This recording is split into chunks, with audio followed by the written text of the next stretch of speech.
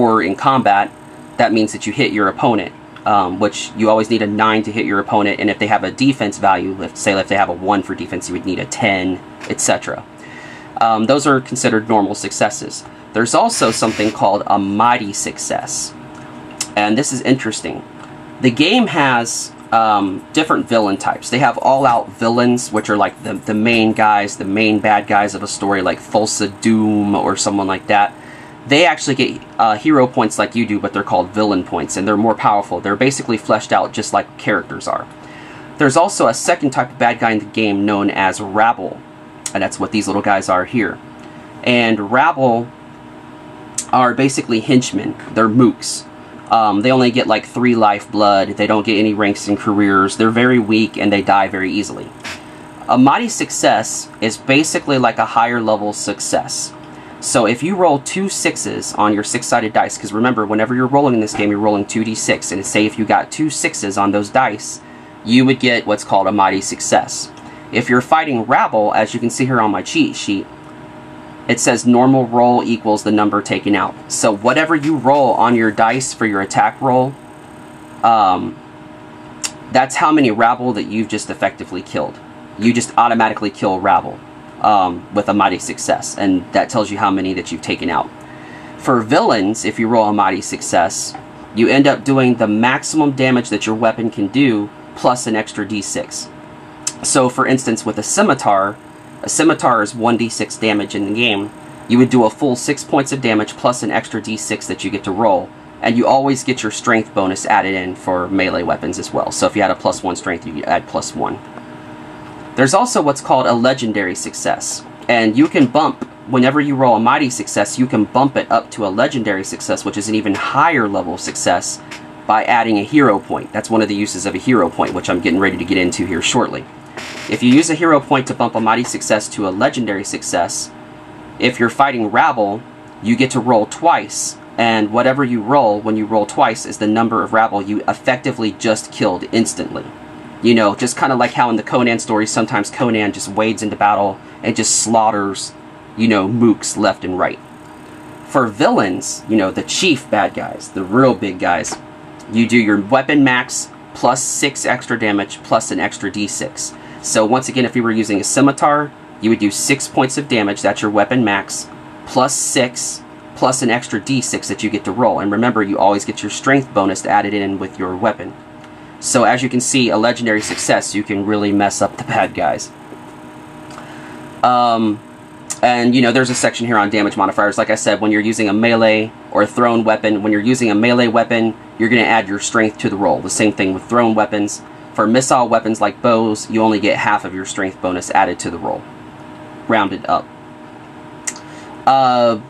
For initiative, when combat breaks out, to roll initiative, it's just a d6 plus your agility stat. So if you have a +2 agility, it'd be 1d6 plus 2. And movement is, you know, the base is 25 feet plus an extra 5 feet for point of agility. That really hardly ever comes up in the game because the game's pretty abstract. The combat is very abstract. I don't even use miniatures when I run this on the internet, and it's very easy to run very large combats without needing to use miniatures and things like that.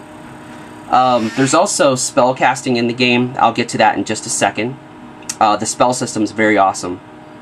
And there's a list here on my cheat sheet of weapons, how much damage they do, and your range on weapons and things like that. And like if it's a great version of the weapon, so like a great axe would do 1d6 plus 2 damage, whereas a regular axe does a d6. And different armor types and things are also listed in the book. These sections here that you see on my cheat sheet that I have effectively X'd out are rules that have now been replaced with the Legendary Edition that used to be part of the older editions of the game. Now I'm going to discuss hero points real fast. Usually you're going to start out with about 5 hero points, and they refresh every time you begin a brand new adventure. Not each session, but a whole new adventure altogether. You'll refresh your hero points. They'll go back to the max. You can spend a hero point in the game at any time to basically use any of these usages of hero points.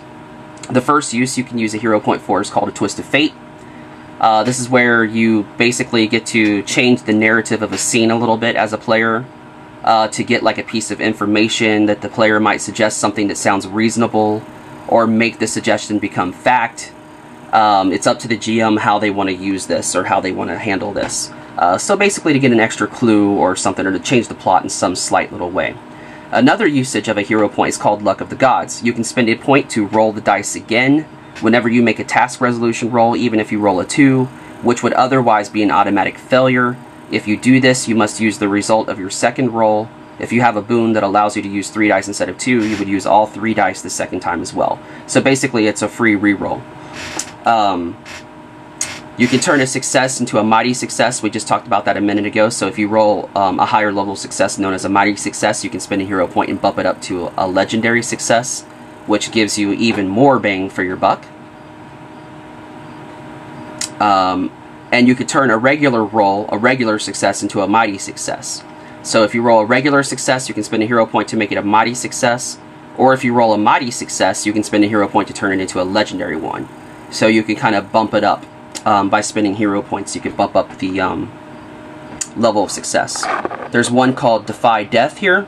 Hero points can always be used to keep a hero alive where he would otherwise be killed. If you have taken sufficient damage to put you below 0 lifeblood but above -6, you may spend a point to put your lifeblood to 0, alive but unconscious. Because remember, if you ever go below -5, you die. So you can spend a point to defy death, basically a hero point. There's also one of the newer things that they put into the game is called Shake Off Wounds. You can, after you've taken a lot of wounds, you can spend a hero point in combat. You forfeit your next action in the combat, so that you basically roll a d6, and you get that many points of lifeblood, or basically kind of like hit points added back to your character. And that's called Shake It Off. And that's basically trying to emulate in stories where, like, Conan, for instance, is able to shake off a lot of injury and a lot of hurt that he's taken to be able to fight on, when normally it would have killed a lesser man. So we talked about mighty successes. Whenever you roll 2 6s on the dice, like in your 2d6 roll, you get a mighty success. The inverse of that is you can also roll basically what's known as a calamitous failure. If you roll 1s on your dice, so you roll 2d6 and they both come up snake eyes, you get a calamitous failure if, with all your other bonuses together, it would have missed, or the career check would have failed. You would get a calamitous failure, and then the GM gets to basically say how you somehow fumble your roll. Something embarrassing or something like that, basically. There are combat maneuvers in the game when you're in combat. And, like, you can choose to dodge, which means you forfeit your next attack and you get a +2 added to your defense score for the round to make you harder to hit. You can choose to parry, which makes you forfeit your next attack. You would roll 2d6 plus your agility plus whatever combat skill you're using. Remember, that would be either your brawl, melee, ranged. Those are your combat skills. So you would get your 2d6 plus your agility plus whatever you're using. Usually it's going to be melee if you're trying to parry.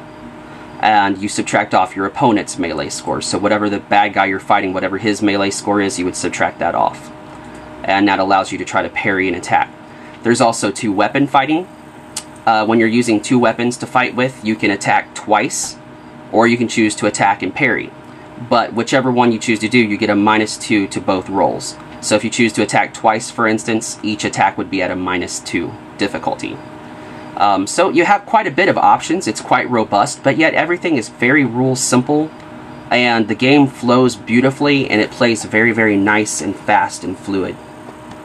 Now, as I was saying previously, there is a magic system in the game, and the magic system is utterly awesome. It's kind of a create-your-own-effect magic system, but it's very rules-light and simple to use.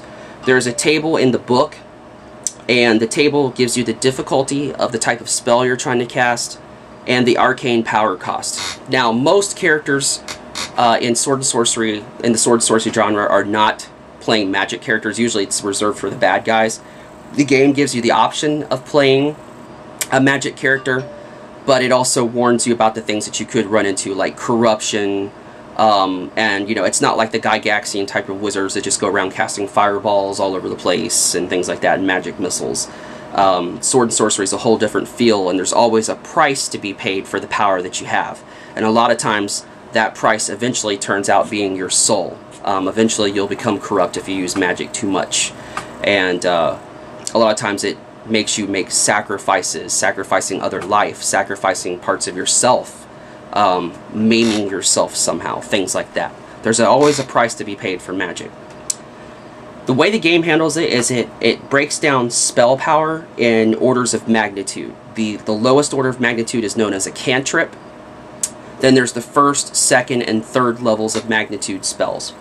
Cantrips are little tiny spells you can cast practically anytime, anywhere. They don't take much power to cast. They're not very difficult. They're more like parlor tricks, things of that nature. And it gives some examples, like a brief pool of light, the distant sound of laughter, or a spark to light a fire. You can use cantrips to repair a common object, sour a jug of ale, or make the brief illusion of a common object. Just little tiny magical effects of that nature. And they only cost like 1 or 2 arcane points to cast, and they're easy to cast. Spells of the first magnitude are a bit more difficult and a bit more powerful than cantrips. There's some examples of spells of the first magnitude.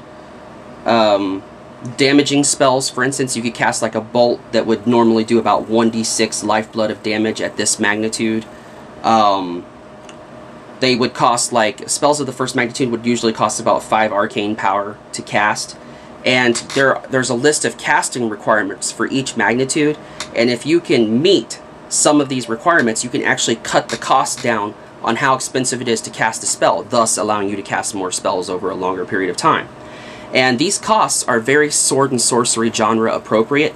Things like, you know, line of sight, of course, intimate materials like a personal item of the intended target, something that belongs to them, special knowledge like the caster must conduct lengthy research before he or she has the necessary info to cast the spell, ritual cleansing, the caster must bathe in clean water and essential oils and shave all bodily hair from his or her body. And it even goes up to things like having to make sacrifices of other people. Like maybe you could choose one where you put tattoos all over your body, arcane tattoos. And by doing these, by meeting these other special requirements, it cuts down the cost of casting the spell. And each one of them goes into that whole theme of paying a price for the power you're about to use. And the higher the magnitude of the spell you're going to cast, the more demanding some of the requirements might be. So, like I was saying, spells of the first magnitude are one step up from cantrips. Things like you could cast like a bolt that could do a d6 of damage at this magnitude. And things like that. They're just one little step up from cantrips. Spells of the second magnitude, it describes, are powerful sorceries indeed and are often only possible during the course of an adventure if appropriate research and preparations are made between adventures.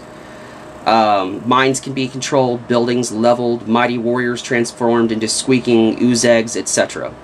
These cost more power points to cast and have more demanding requirements. And then there's also the third level magnitude spells. This is the most powerful spells that you can cast. These are truly horrifying spells. They cost the most to cast. They cost a lot. Some mages will never even be able to cast these because they're so powerful and they're so demanding, unless you can really meet some of the requirements for trying to get the costs down, like sacrificing, ritual sacrifices. The stars are right, like the stars have aligned perfectly in the sky one time a year, things like that. These are things like causing a volcano to appear in the middle of a town and swallow up part of a city.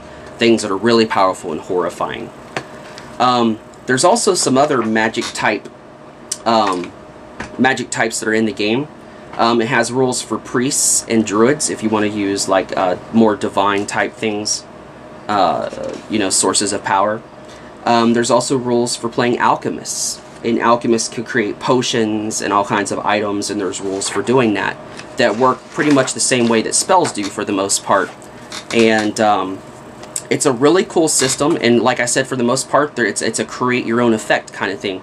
There's not like spell lists and you choose whatever spell you want to cast. You make up what it is that you're trying to affect with a spell, what you're trying to do, tell it to the GM, and the GM decides what magnitude that would constitute, and that would tell you then how much it costs to do the spell, and if you can meet any of the requirements of that magnitude, you can get the cost down.